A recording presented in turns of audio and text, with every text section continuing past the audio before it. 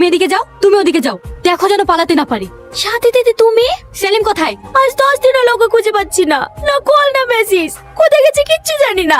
একদম মিথ্যা কথা বলবি না। আমি তোমাকে মিথ্যা কেন বলবো দিদি? তোমার স্বামীকে বাঁচানোর জন্য? আপনারা কি বলছেন আমি কিচ্ছু বুঝতে পারছি না। নাটক করছো আমাদের সঙ্গে? তোমার স্বামী টাকার লোভে রোহনকে খুন করে পালিয়েছে। ও ওনার কথা বলেছে দিদি, আমার স্বামী এত বড় পাপ কাজ করতেই পারে না। পুরো বাড়ি সার্চ করলাম ম্যাডাম, কোথাও নেই। পালিয়ে যাবে কত দূর? ও যে করতেই থাকুক না কেন, ওকে টেনে বের করবই। সাথী, আমার স্বামী আর যাই হোক কখনো কাউকে খুন করতে পারে না। সেটা সময় আসলে জানা যাবে। হাবিলদার, ওর উপর কড়া নজর রাখো আর ওর ফোন ট্যাপ করো। ও নিশ্চয় ওর স্বামীর সঙ্গে যোগাযোগ করার চেষ্টা করবে। ঠিক আছে ম্যাডাম।